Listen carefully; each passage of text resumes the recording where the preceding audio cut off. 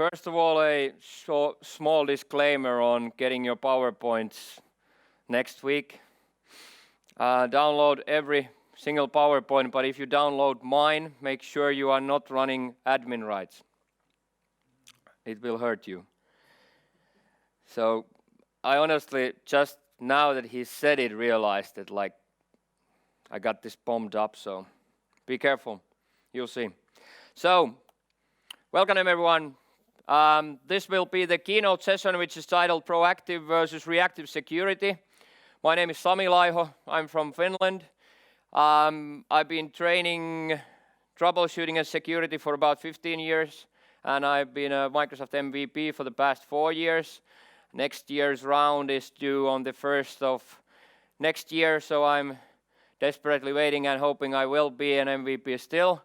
I do lots of public speaking in different conferences and train all around the world. As the organizers here asked me that when would you like to fly in and stuff like that, I honestly answered them that I'll have to get back to you on that, because 3 months ago and I still had over 70 days of traveling before I got here. So I've been all around the places and everything. Even with this session, I knew beforehand that I would have it, but it's changed dramatically since. There's been different new threats on the security front that have totally changed my topic. I hope the topic, as it's not so much of app management itself, it will show you about how the environment that your apps will live in, have to be installed in, and have to be taken care in. Will give you some, hopefully I can give you some details on that. There's a guy here. How many of you knows Mark Rusinovic? Most of you. Okay, fair enough. I'm from a small country and really hard to get out of the country, so I had to aim high. Then 2013 was my first year ever at TechEd, and I needed to make some kind of a special impression to get back there as well. They gave me the last slot of both TechEds. So I had the last slot at Europe and last slot at US, which is like horrible because everyone has left already basically. So I had to do some kind of an impression. So I had to aim very high. Small Finland against big Mark. So I have my own company, so I can pick up my own titles. So in my company, as some of you might have noted, my title is Senior Technical Fellow. That's only because Mark Rusinovic is a technical fellow at Microsoft. So I had to aim high. I didn't want to piss him off, but I know that he has a good sense of humor, so I just changed my title to Senior Technical Fellow, and suddenly everyone in US was talking about this weird dude from Finland. We don't know what he's been doing for his whole life. But there's only one Senior Technical Fellow at Microsoft, Dave Cutler, who's the inventor of the NT kernel itself. So now Mark had noted me. So Barcelona in 2 weeks, 3 weeks for TechEd Europe, I sent an email to him and asked that if he would like to go for a dinner. And for 2 things he replied. One important was that he said that he has to prepare his sessions, which is good because I know he thinks I'm a competitor now. And the other good thing was that it has the best PS postscript I've ever seen, because Mark said that I was just nominated as the Chief Technical Officer of Microsoft Azure. Perhaps it's time for you to upgrade your title. So he knows me. And instantly I went into LinkedIn and changed myself to Senior Chief Technical Officer. So the game is on. Fair enough. Please give me some slack for my language. This is not my first language. This is my, I don't know how manyth language. I'd say like third language probably. I'm come from a weird language group that is the language that J.R.R. Tolkien used as the base for the language of the elves in the Lord of the Rings. When you get, most of you get this administrator, or Spanish people get the administrador, we get this. Oh boy. So I do know about security and troubleshooting, both. I know we don't need, lucky thing for us, we don't need any privacy filters. Just go ahead and try and read anything from my computer. We don't need any disk encryption or stuff like that. That's the good thing about our live encryption. And we do know how to prevent US hackers from getting into our computers. They might guess the password, but they'll never get through that. So, because I'm traveling so much, I like to teach some Finnish always to the audience. So Finnish is not that, I always say Finnish is an easy language because we learn it at like 3 years old. It can't be that hard. So just an example, the word for dog in Finnish, you have a few options. It's a small, simple word in English, but it can get quite complicated in Finnish. I didn't even get started because there's these as well. So that's the word dog with about 550 different forms of it. So we're not going to do this in Finnish. Good for you. Let's still get to the topic. So it's time to get started. I'm going to talk about the current security threats around the world and talking about proactive measures beating reactive measures, Symantec, F-Secure, all the big players. F-Secure is Finnish, so I always have them on the list. But anyway, the big players, all of their chief technology officers have, during the last 6 months, given out public statements that their products will not be able to protect your computers in a few years. They know it, they have to admit it, and so do you. So the game is changing a lot. There's no way of competing against hundreds and hundreds of thousands of different pieces of malware. We have to change the perspective totally to start to be more proactive. So what we're talking about when we're talking about reactive versus proactive. Reactive solutions are stuff like Antimalware, closing firewall ports based on network activity, so-called network inspection service usually. There's stuff that are, sad to say, always late. So they're always, 99% of them work by finding fingerprints because someone else found it before. There's no proactive in them. That's stuff like application blacklisting. Still companies that have lists that say that we don't want to run this software. We don't want to run this software, which is ridiculous because there will be approximately 70,000 new applications per day if you combine everything with phones and computers. So there's no way of saying don't run that, don't run that, don't run that, don't run that. You can employ 50 people to just type in names of applications and identifiers of applications. So there's no way of doing that reactive protection as well. It's always needed. I wouldn't say that you can survive without reactive because it's just to make sure that everything stays protected, but it's not the primary defense anymore, as it has been for a quite long time, at least in many places. Proactive solutions are stuff that, first of all, prevent your computer from being infected. So we're talking about stuff like correct permission levels, whitelisting software, firewalls which are not triggered by activity, IPSec for identifying network connections. It's good for both keeping your computer clean and efficient, meaning that it's not only to keep your computer protected. I always tell these stories about when I started doing this, because people ask me, are you running admin rights on your own computer? Like, are you just telling everyone that you shouldn't be running admin rights and then run your own? But I stopped running my own computer with admin rights in 2002. That was because a woman I was living with at that time, I took her admin rights away, so she dumped me. But anyway, I woke up one morning and I realized that my Outlook was full of these yellow smiley faces saying, "Good morning, Sami, so nice to see you." And I was like, oh my God, who did this? And I asked her, did you do something with the computer? Yeah, I installed happy smileys for Outlook. I was like, oh.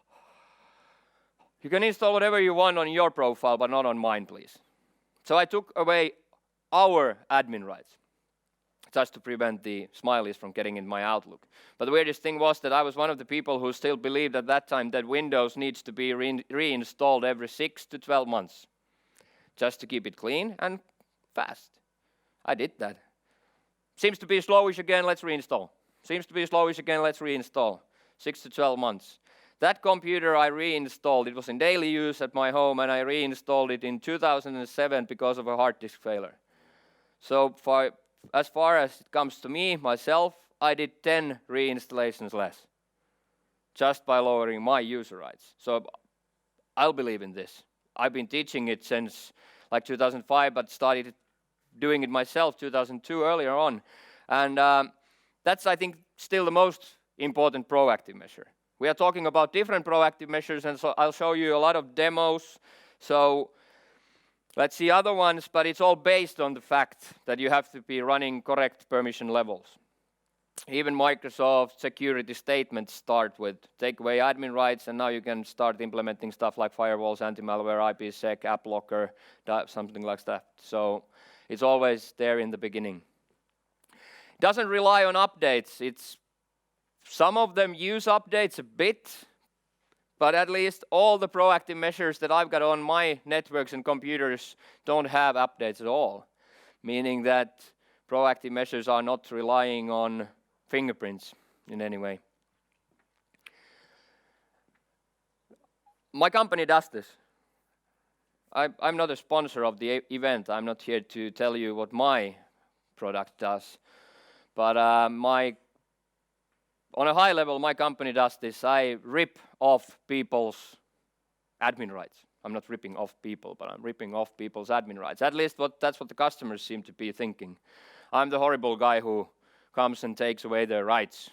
I was just in a neighboring city of Helsinki in Finland, and I had 400 people in an auditorium from a company. And I was talking about security. And after talking a while, there was a really angry man who jumped up from his chair and yelled at me, "You make this sound like we can't do anything else on our computers but work." Like, kind of, yeah. Sad. But that still seems to be the idea in many people's heads, that they can do whatever. And that's the only thing, sorry. I'm an MVP, I have a code of conduct, and this is getting videoed, so I'm in trouble, but I'd say people ask me what's the good thing about Windows 8. I teach a lot of Windows 8, Windows 8.1, and people come to me and ask, name the one best, most important thing for you about Windows 8.1. And it's easy. For me, it's the fact that the day when Windows 8.1 was published, my students stopped complaining about Windows 7. Until that, the classrooms were full of people like this. Windows 7 doesn't allow classic start menu. Vista still allowed you to change to classic start menu. Now you can't do it. When Windows 8 came out, the same people. Windows 7 is the best thing that IT has ever seen. It's like a day between, and it changed the world. Windows 8 was a huge success for Windows 7 at least. The thing is that there was another good thing, which is the permission model. No one really thinks about it, but there's a big distinction between desktop software and a playground. So as we take out admin rights from people having slate machines with Windows 8, we can keep the desktop side clean. Don't give them admin rights, they won't mess that up. But they still have a playground that they can install Angry Birds and whatever they want. I'm a Finnish guy, I have to talk about Angry Birds. That's from Finland as well. I used to talk about something called Nokia, if you remember it, but that's about everything I have to say about that. Anyway, so Windows 8 allows normal users, limited users, to install software on the modern side. So they got like a steady work machine, and then they still have this playground that they can install whatever they want. I never tell them it like this. I tell them like, you know, I gave you admin rights on the modern side. Don't tell your coworkers, but you got rights to do that. And oh, yes. Then they go and install their games. They can still fill up their laptops and get too much info on it, but the security model is totally different. So limited users are allowed to install apps, but not desktop applications. Now that I go around the world asking customers, these are just some notes from the field that I hear a lot. 25% of people have admin rights, quite good, compared to like 10 years ago when you went to US. I went to a conference that I remember Greg Shields was talking about admin rights, and we were in Orlando. That was 2005. And he asked the crowd that, is there anyone here who honestly doesn't have admin rights on their end users? And I raised my hand, and I saw that I was the only one out of 1,500.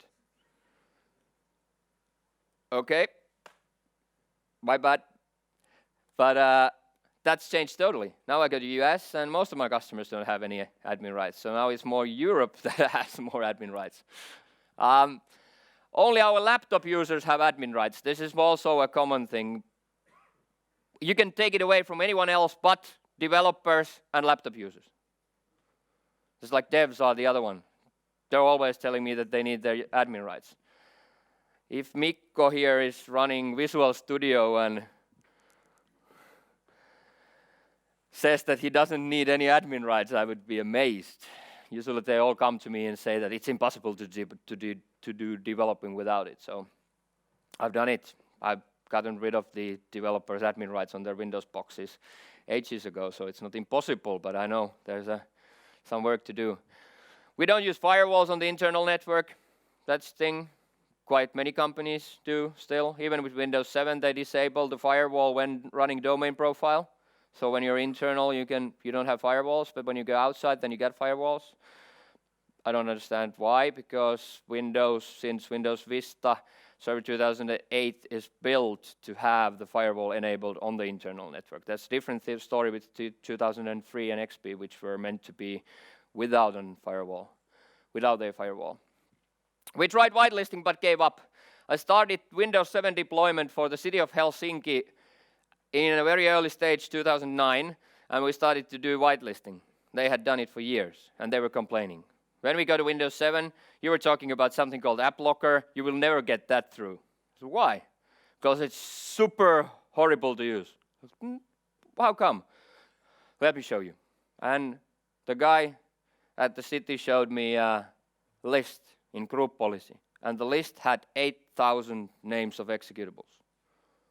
It's like, no wonder that's hard to use. I took the list, put it to Excel, used find duplicates. There were only 2,000 different executables, but it had all been typed in 4 times because of the IT people knowing that it might be because of this that it's not working. So they just keep typing it in. And I would never administer that. I have another environment that has been running software whitelisting since 2002 with XP, and they have 35,000 clients with 800 different applications, and they have 14 lines in the rules. So there's like 8,000 compared to 14. That's, like, you can understand it's really hard to administer something that even the user interface can't fit the list in. Or it's because people started using hashes or stuff like that. So that's when it gets totally messed up. But I got a breakout session about that one later on, so talk a little bit more about that. Mac and Linux are good because they don't need antivirus, especially in Finland. It's the most common thing I hear. If you've read the news for the past 2 weeks, the biggest security flaw of probably our time is causing malware to affect devices that are Linux-based. So there's Internet of Things is coming. So every device is connected and really vulnerable as well. So, proactive security in Windows. Let's go through a few examples. We got about half an hour to go through this. It's going to be fast-paced, meaning that I got a later on breakout session, which is about more of the implementation side. This is basically implemented by me, going through different threads and how to countermeasure against those. But then we have a later session with how it was implemented. So we'll start by talking a few words about my laptop first. The laptop that I'm going to do the demos on doesn't have any anti-malware, and it has all of its firewall ports opened up intentionally. I travel all around the world all the time through different airports with wireless LAN, and I'm still running fine. I do have to do a manual scan every week because I'm doing this because of a blog series. I promised one of the companies mentioned earlier on the slides, I was hired to do a blog series on proactive security. And as a test, I'm traveling all around the world with no anti-malware and no firewall. And then we'll do a scan every week with different anti-malware engines so that I can post the results of how we're doing. Am I scared? Absolutely not. Couldn't be less scared, because that's only things that I've taken out are reactive security. We're talking proactive security, which is far more important. So what I'm doing, I've got AppLocker whitelisting. That means that every single piece of software that runs on my computer needs to be pre-approved by me, including malware. I use IPSec. No one can talk to me without a certificate. I'd say that's better than a firewall anyway. You might be allowing only 2 ports through your firewall, but I'm not allowing a single one. No one will talk to me without first negotiating that we know each other, trust each other, and then I'll reply to his ping if he wants. I'm even replying to pings, which most people are not. But I'm only replying to authenticated pings. So that's a big difference. No admin rights, just to make sure I won't disable my own protection. I've said this 1,000 times in every single class I teach, because people are still somehow they still believe that malware can infect the whole computer more easier than it is. And I always say to them, I'll give you 100 euros. If you come to me and show me a malware that infects your computer, not your user profile, but your computer, without admin rights, I'm still open. That's good for me because I desperately need the examples on how bad malware there is so I can scare people. So 100 is cheap for me if you have it. But I'm desperate and I've been waiting for the past 15 years and no one has come up to me and taken the 100 euros. There was this big news about 2 weeks ago. Windows x64 protection has been broken, meaning that they can now run unsigned code in the Windows kernel. It shouldn't be possible in Windows x64 without choosing disable digital signature enforcement during the boot. It shouldn't be possible. And now they said this has been broken and you can do it. And everyone was going haywire on Twitter like, Windows x64 has been broken into. And then I just told my colleagues, calm down, 100 euros, still here. Are you going to take it? And then they go and read the actual article at Symantec, F-Secure, whatever, and it says, you first have to click this with admin rights. You will never infect the computer with that malware either.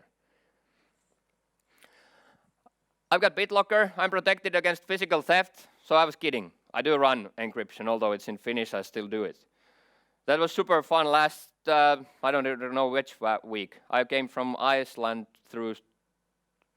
from Redmond, Iceland, Sweden, and here. So some of the weeks before I was in Redmond, and I found myself sitting in a Microsoft conference with a long table full of people with laptops, and suddenly I realized by looking at both directions that I honestly was the only one without the privacy filter. And that's kind of embarrassing. I'm the guy talking about security, and I'm the only one who's not having it. And I was like, oh my God, how long is it going to take that someone noticed this? And then a guy next to me like, Sami, have you noticed you're the only one who doesn't have a privacy filter? And luckily, I had a long email from a colleague of mine from Finland open on the screen, and I told him, give it a try. He was like, now I understand. Continued working, and he was honestly sure that I don't need a privacy filter. BitLocker needs to be there. Still, if there's someone in the room who thinks that you don't need disk encryption on your computer, that's super silly. You've seen the demo probably in other conferences, done a bit different way, but I'll show you how we crack it if there's no BitLocker. Current operating system that's up to date and correct hardware. I will not buy a computer that has especially external PCI Express card slots. It's the most dangerous thing on a computer nowadays. You can buy something from windowscope.com. It costs you $5,000, I know, but for NSA that's cheap. So you plug it in a computer and it just resets your passwords. You don't have to do anything else, just plug it in the computer and your passwords are gone. You can order it, no kidding, but there's stuff that's for free. You can do the same thing with the Linux if you have a FireWire port. So that's the other one. And the worst of them all is sadly Thunderbolt. Because Thunderbolt supports direct memory access and it's fast as hell. Super easy to take a full memory dump of the computer in a few seconds without no access to the computer other than the port. Lucky for Microsoft, Windows isn't that good in booting from external media. So in Windows, you can just block the device drivers of FireWire and Thunderbolt. In Linux and Mac, you're in deep because they are able to boot from Thunderbolt and FireWire, which means that they aren't able to block them with the policy later on. So those are a lot more vulnerable. It's not BitLocker's fault, it's not Microsoft's fault, it's DMA's fault. So direct memory access. USB rocks. You know, this is the time that I'm saying to you that I had to change my slides. I was supposed to say here, USB rocks. And then something called bad USB came out a few weeks ago. While now available at GitHub, you can download stuff that you can infect any USB devices, basically. So I just need some glue and epoxy. Just glue everything and don't have any ports on my computer. Yeah, I know, we do have to have some connectivity. But if you're talking about how to access the memory, direct memory access is the thing that I do not allow on my computers. I do allow USB. If you get a USB key from me, be careful, but I'm trying to be careful myself. I know it's really hard. You just take stuff and plug it in. It's really hard now that if you've read the news. If you haven't, I'll tell you about it a little later on. So just a few demonstrations. Why encryption? Let's see this. First of all, 3 minutes with Windows 10 ended up having root access to the box. So we have this competition with the other Finnish guys. One of his colleagues, we had this competition that when a new operating system comes out, how long does it take to crack it? And we've done that for the past 3 different. So Windows Vista 7 and 8, the same competition. Now Windows 10 came out and I was so lucky to be kicked out of an MVP meeting because an MVP meeting was taking all Windows MVPs to a link call, which maxed out at 250 because Microsoft can't do more than 250 in a conference. So they were there and then suddenly I got kicked out. My network connection just glitched and I got kicked out, luckily, because the bits came available exactly during the meeting. So 250 of my worst enemies were in the meeting. So I was still downloading at 14 megabytes per second for the new ISO files. So I got them down in about 3 minutes, everything installed and cracked. And then they were still in the meeting. So I won this year, but it was just out of pure luck. So there's no luck in cracking Windows because this is horrible and everyone knows it. Well, not everyone knows it perhaps, but you probably heard about it anyway. The bad thing is that physical security is horrible when it comes to Microsoft. Because if you don't have physical security and you have physical access to a box, one immutable law of security says that if someone can access your computer, it's not your computer anymore.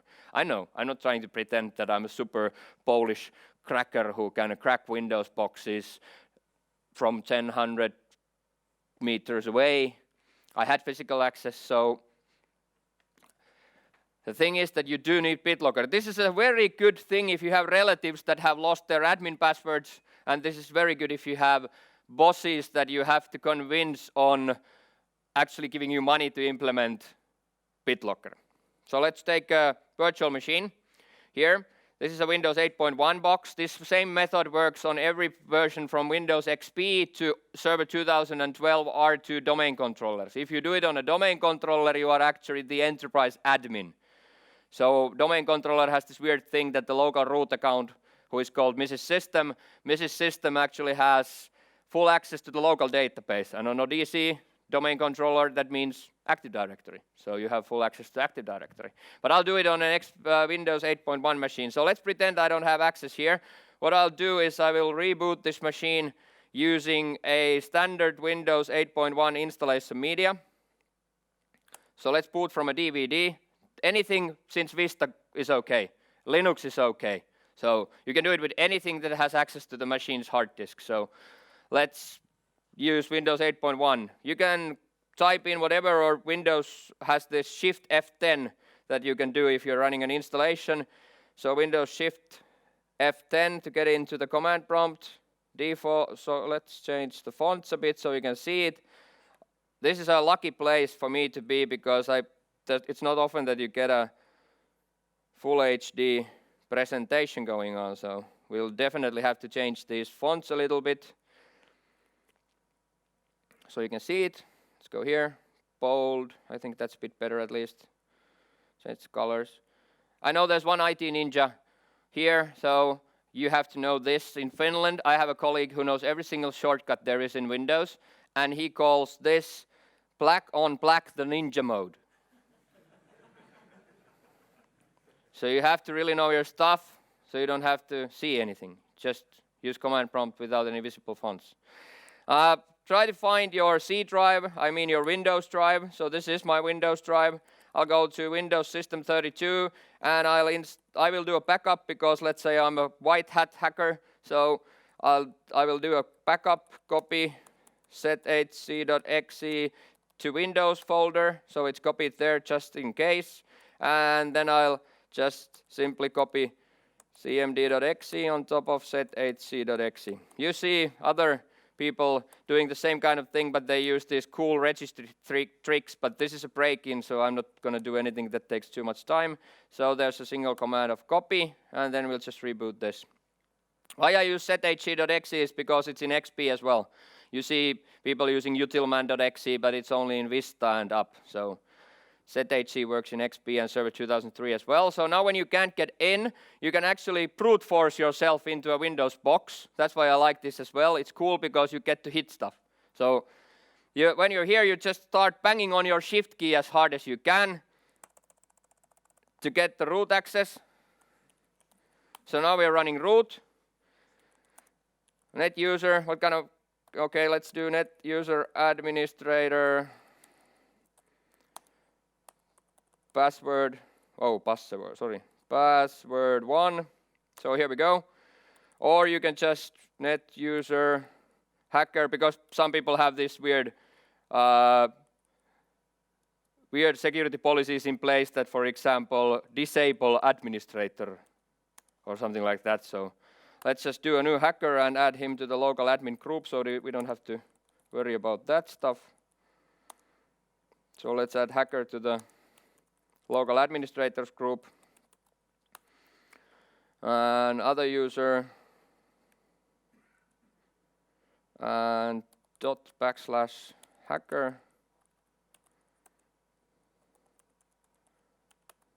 and here we go. Welcome. This will start installing modern apps as Windows 8.1 always does, so let's leave it there. As I'm the keynote speaker, I have a one-time opportunity for you guys, and it's my privilege to be able to offer you something really cool, which means that by clicking this huge click here and pressing enable, you can get everything free from every single sponsor of the event. You are believing me, I know you believe me. So just as an example, you can do any sort of different stuff. Usually I have a cute puppy. It works for women, sorry. Better, but I have a really sweet puppy that says that please pet me and press enable, but for men it's something else. Let's say. This one seems to work quite well. I used the one that had click this, press enable to get early access to Windows 9. That worked really well. This just depends on the crowd you have, what kind of tricks you want to use. So this is the second demo, as everyone can guess now. This is the reason why you shouldn't be running my PowerPoint with admin rights. So that's a booby-trapped PowerPoint, which is the best ever thing to get malware into someone's computer. So what happens here is nothing bad if I click it and press enable. Something, you can see a command prompt. It says access is denied. You can probably see it even, but nothing happens because I'm running UAC. I'm an administrator on the box, but I'm running UAC. And the weirdest thing is that people tell me that we don't really need UAC because there's always the human factor that will press yes. So UAC's job is to ask, are you sure? But the human will say yes. But it doesn't ask anything. That's what UAC is meant to do. It protects you. It doesn't ask you yes or no if you want to do something. Just protects you. Let's run the same thing without UAC. So let's shut down this PowerPoint. And let's run this with admin access without UAC. There's our hacker, as you can see. So I'll start cmd.exe with higher rights. And now I'll have to copy the keynote, shift right click, copy as path, and open it from here. Okay? Let's try the same thing. Now I passed UAC. It feels like a deja vu.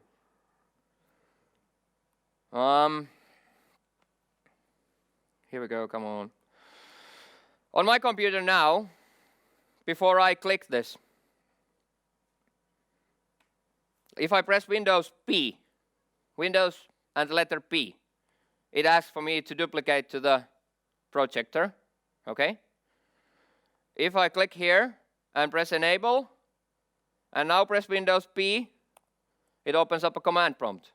And the sad thing is that when now someone accesses my computer and doesn't know the password, when they press Windows P, they have root access.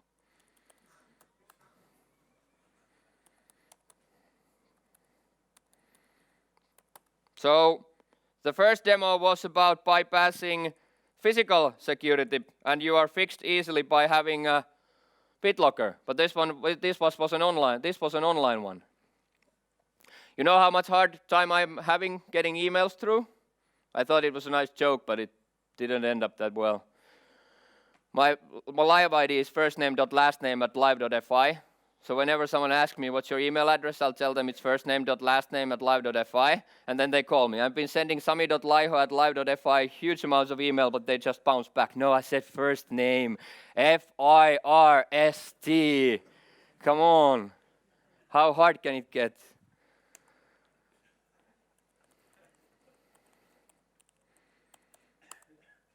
Okay, so now we're cracked. So, why UAC? It's because of the demo. Great, you need UAC. Why can't you do without UAC? That's because of UAC being able to bypass, or you being able to bypass it. So, of course, you keep it to keep Windows running smoothly. I mean, of course, you have no admin rights, as I said earlier, to keep it running smoothly, but you also need to have a normal user ID for yourself on top of the admin. So you need 2 at least. Domain admins need at least 3 accounts, but at least 2. And the reason is that UAC cannot prevent you from doing everything. So we have UAC, as you saw earlier. If I run UAC, you get this grayed out background. That's not just a visible effect saying that please concentrate, what are you doing now? But it's also a technical thing, because it's something called the secure desktop. So this dialog is presented in another Windows session that the command that asked for the elevation. So there will be no interaction. So you cannot use an executable to click yes in this dialog box. I mean, yeah, yes. So it's also a security measure. But can we bypass this? Yes, we can. Because the bad thing is that now with the dialog you just saw, the thing is that you are able to, let's see, where's our Windows 8.1? Sorry, not that one. I need this one. So let's change to another computer. And now I'll have to be really careful. And I have to turn this up in full screen because I have a very good opportunity to destroy my own computer. So I want to be sure I'm destroying the virtual box. So the dialog box can only be affected by human interface devices like keyboards, mouse, voice, touch, for example. Now, this has been around for a long time, which is called a rubber ducky. They cost about $39 in the US. The bad thing is that, when you get a USB key, you can start to try and disassemble it, because this has nothing to do with the USB key. When you open this compartment up, it actually has a keyboard controller and a micro SD reader. So it has a payload device and it has a keyboard controller in it. But that's not bad, because you can differentiate it from a normal USB key. You can see that you can open it up and you can find stuff in it. But now the thing that they're calling bad USB, that's the bad thing. They found a security flaw in the design of the USB standard itself. And now 2 weeks ago, they let go the actual code. And what they can do is they can change the firmware of USB devices to do the exact same thing as this one will do, as I'll show you. Basically, anything with a USB connection is potentially vulnerable to this new way of affecting the firmware. What this one does, it plays around and tries to be a keyboard. So if I plug it into the USB, I've slowed this down tremendously. You should see something, because I've done everything I can to try and make it slow as possible. So I plug it in a USB port, and what it does, it actually starts the command prompt, and then it presses yes with administrator right, and then destroys my computer from the registry. It destroyed the ACPI power management interface totally, so if I reboot this machine, it's toast. With UAC. We can try it out. So let's restart this so you can see it'll just blue screen, and it actually can't even do a memory dump because it's so bad.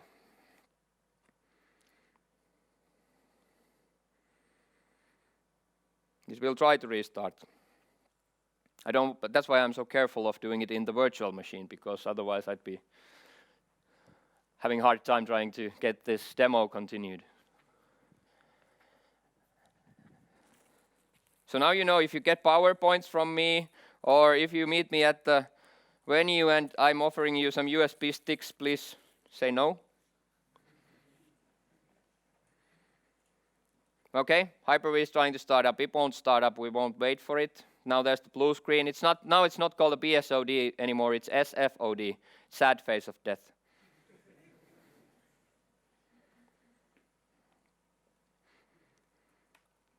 So that's rubber ducky. But now you can do it with a bad USB. So things are getting really complicated to protect, because USB is used very widely, and there's no easy way of fixing it other than getting every single USB device back from customers.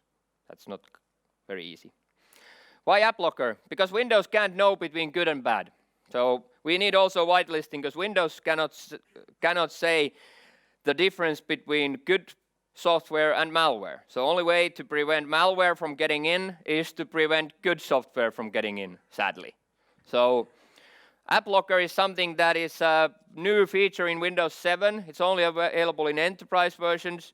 And AppLocker itself is just a tool that uses a real new security foundation in the whole Windows operating system called Application Identity Service, which means that the core Windows kernel now, when it starts an executable, it has a service that will figure out the path, the hash, the publisher, the signatures of every executable that starts. And then you have AppLocker that can make decisions on if it wants to run it or not based on the facts that the OS itself provides. If you put it in the registry, it's called, if you see process monitor, for example, and see what AppLocker does, it actually writes its values into a key which is called SRPv2, so Software Restriction Policy version 2. But Microsoft is really good at this, coming up with new names. So SRP had a really bad reputation. So they don't want to call it SRPv2 because people would say that it's probably as lousy as the old one. So they changed it to AppLocker, and now it's a brand new thing. Let's see this in action. What if we take away the admin rights? So what if we have a computer that has no admin rights, like this one had the user account first. So let's sign out the hacker, and there should be a normal user account. So adminized user logs on, doesn't have admin rights to the computer. But still, you know fairly well that some applications. Now, if we're talking about application management, one thing that you might have noted is that people are starting to build up applications that do not install in the program files or Windows folders or anything like that, but they use program data or they use users' application data folders to get past of this limitation of not having admin rights. So there's stuff over there. TeamViewer. Who's used TeamViewer? Oh, about half. Okay, fair enough. It works for great remoting capabilities, but also a perfect tool for any security audit. When someone calls me and says, Sami, can you come to our company and harden our security? I'll tell them, I'll come there whenever you show me first that you can prevent TeamViewer from getting out. It's not hard if you know security, but if you haven't had a thought about security, then that's a good place to start. Try it out yourself. I've accessed from Finland to Symantec's headquarters in Reading, near London. I forgot it on there, and I was able to access from Helsinki to Symantec's super secret headquarters with TeamViewer. So it's honestly, it's not a joke. It's a really good thing to have, just to test out yourself and your abilities. Should you still have host-based firewalls? Should you have AppLocker? Or do you really have firewalls that pull apart everything that goes through 443? I think nowadays we shouldn't even have firewalls. They should be just like devices that have one hole inside of them called port 443, and then you build a firewall somehow inside of that port because everything goes through that anyway. So if you have a proper firewall, it will be able to figure out what's going through port 443. But if you don't have it, test it out. Try TeamViewer. The bad thing about TeamViewer is that you can run it without admin rights. So if I start TeamViewer, it works without admin rights, and the same, even more weird thing goes for this one. Does not require administrator privileges. So full access to Symantec's headquarters without even having admin rights on the box. Sorry, Symantec. Firefox. This is super funny. Firefox, oh no, asks for admin rights. If I press no, it will install without. So I think that's the funniest example. That's why I always use it, because like, do you have admin rights? No, well, let's go without. It'll install in the local profile. Just the same thing as Chrome. So Google Chrome does the same thing. Spotify does the same thing. So what we can do is, let's turn on AppLocker. Oops, sorry, of course, I don't have admin rights. I did that intentionally. No one will believe that.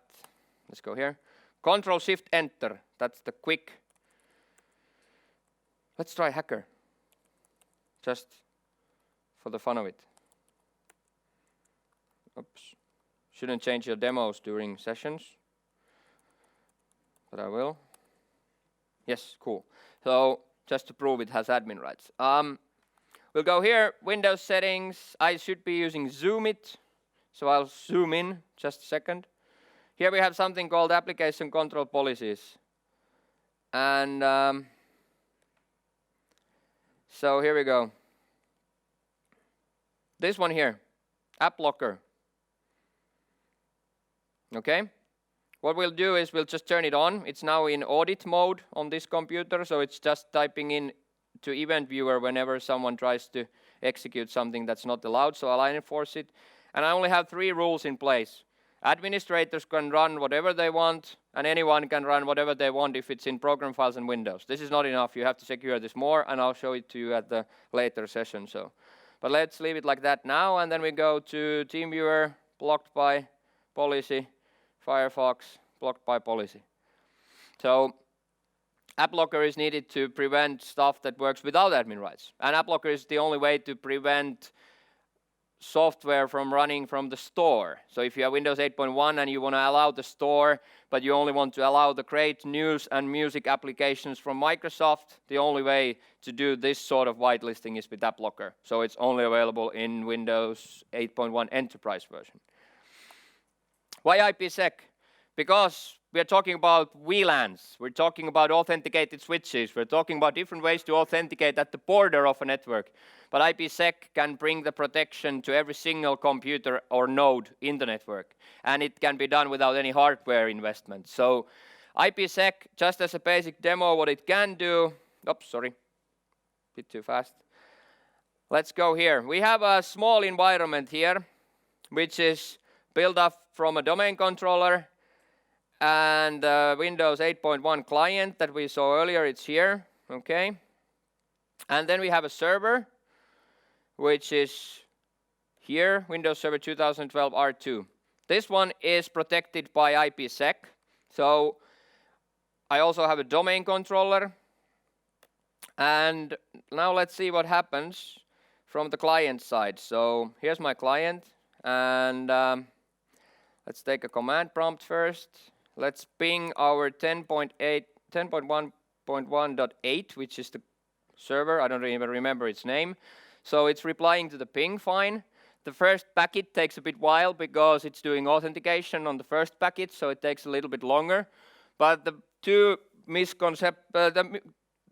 concept about IPSec is often misunderstood because people think that I do IPSec and it means encryption. I never use encryption for IPSec, over public networks, but not internal. I only do authentication. There's an AH protocol in the suite, which is used for authentication only. So the overhead is on the first packet, and then depending on your settings, every 5 minutes or every 60 minutes, you need a little bit more time just to do the re-authentication.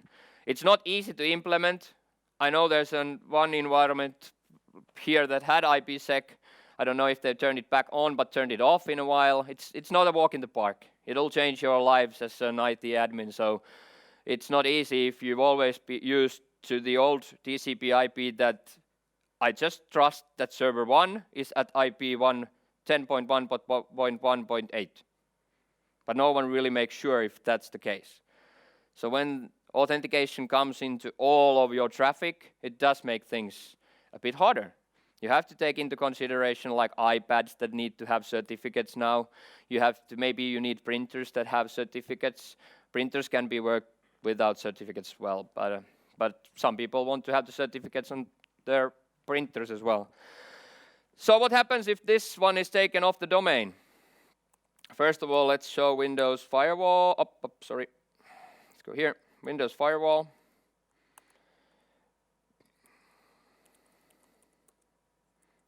I have a US keyboard, apparently.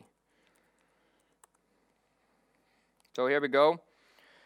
Connection security rules, DC exception and a domain isolation. I have an exception rule in place for our Active Directory authentication because I'm using Kerberos authentication. I have to authenticate in the first place. So there's a chicken and egg thingy going on. So I'll talk about that on the later session. And then I have a domain isolation rule. This computer now, when talking to this server that we have, is actually authenticated using IPSec. And what happens if, let's do this. So there's a ping, continuous ping going on, so you can see it. And then what I'll do is I'll actually take this computer and let's break the trust relationship between the computer and the domain. So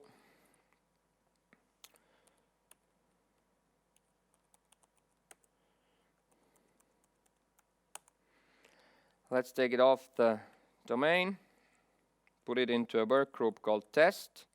Yes, sure. Okay, I think we have an admin account here.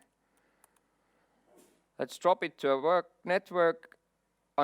group, and then just to break the actual session, I won't restart it now, but what I will do is I will disable the user interface. Network interface. So let's go here and disable this.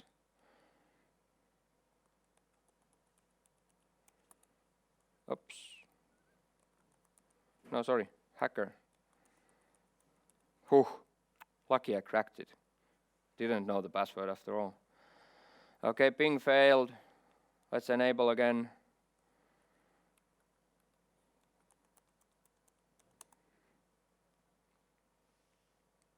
Let's wait for the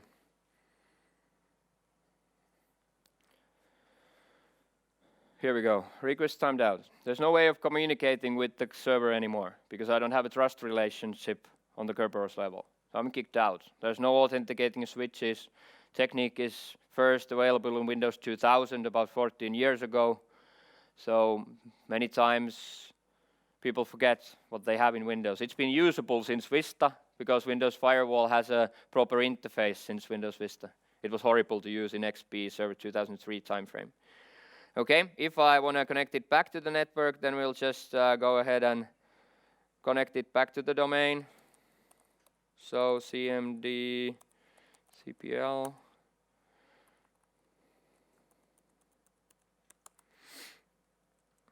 And let's join it back to the domain.